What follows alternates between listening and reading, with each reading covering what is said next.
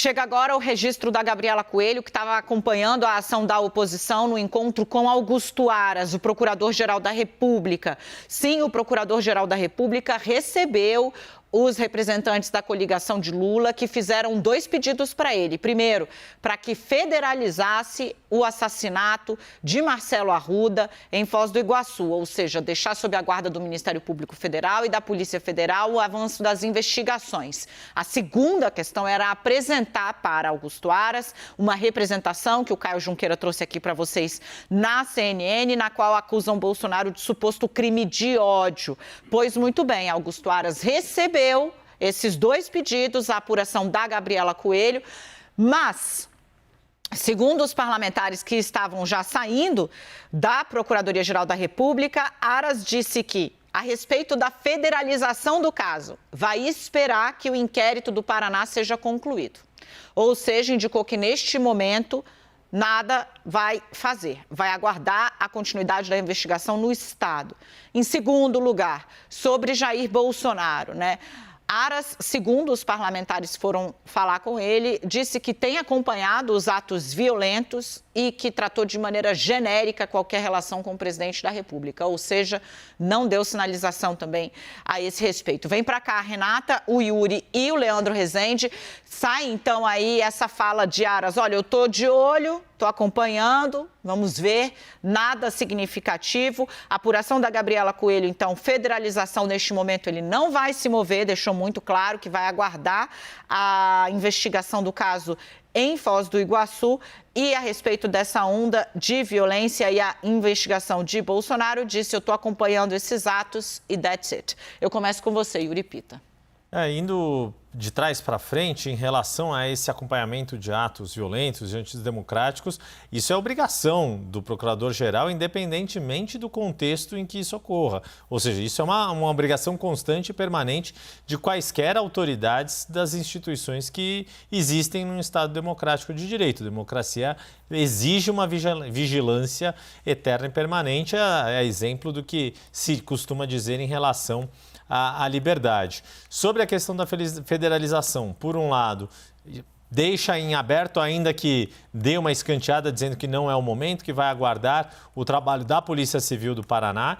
E é importante que o trabalho da Polícia Civil do Paraná ocorra, então, até o fim, de forma independente, de forma o mais célere, mas sem assodamento possível, inclusive para entender toda a dinâmica do que aconteceu. As câmeras que registraram as imagens do ocorrido deixam muito claro o que aconteceu. A grande questão é por que aconteceu e, principalmente, o que motivou uma pessoa a ir até um local, a um âmbito privado, fazer o que fez, disparar contra outra pessoa. Houve algum tipo de provocação prévia que justifique atirar uma pessoa contra outra? Pelas imagens, não parece ter havido nada que justifique Jorge Guaranho ter atirado contra Marcelo Arruda, a não ser a intolerância política. Se há algum outro elemento que tivesse motivado, e mesmo assim, da forma como ocorreu, ainda não está claro e precisa ser muito bem investigado, porque o que as imagens mostram é que não havia nenhum tipo de hostilidade tão grave a ponto de justificar Jorge Guaranho ter atirado em Marcelo Arruda. O contrário existe. Marcelo Arruda teve justificativa para atirar contra Jorge Guaranho. Foi alvejado 2 vezes pelos disparos do policial penal federal. Gente, é isso, Aras recebeu, havia dúvidas, inclusive, se ele pessoalmente receberia, a oposição recebeu o documento, mas não deixou muito espaço para que se veja, por meio do Ministério Público Federal, o avanço desses 2 temas. Renata? Ainda ontem já havia essa indicação nos bastidores, O Theo Cury, nosso repórter, já havia dado essa indicação da cúpula da PGR, que entendia que era um crime comum e que tinha que ficar lá na sua origem, por isso não havia espaço para federalização. É essa mensagem que Aras, então, segundo o relato de Gabriela Coelho, reitera. O que o Pita colocava me parece um ponto bastante central. A gente tem imagens e relatos, mas as imagens são muito valiosas nesse momento, que mostram quem atirou primeiro.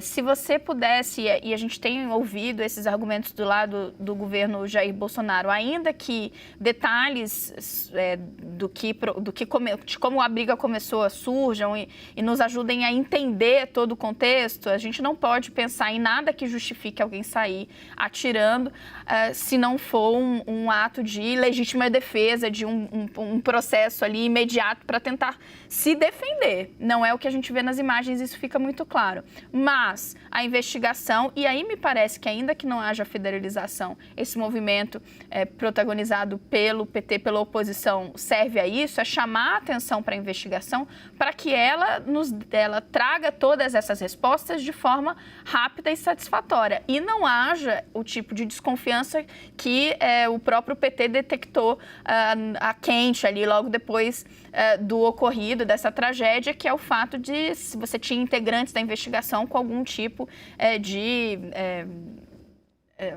de comprometimento de sua imparcialidade ao conduzir as investigações. Leandro, o que a gente está vendo aí, então, de novo, a oposição marcando esse terreno, de certa forma também expõe um pouco o Procurador-Geral da República, Augusto Aras, que é muito criticado dentro, inclusive, da própria Procuradoria por uma conduta, digamos, mais macia, mais amena, diante do governo do presidente Jair Bolsonaro. Aras recebe a oposição, mas deixa claro que nesse momento nada vai fazer para atrair para si a investigação do assassinato do Marcelo e também desconversa a respeito do avanço de uma eventual investigação sobre a retórica, O PT e a oposição diz que Bolsonaro estimula a crime de ódio, com seus discursos. Agora, essas questões não são estáticas, Leandro? E a depender do avanço aí do andamento da eleição, o Procurador-Geral pode ser obrigado a revisitar esses assuntos.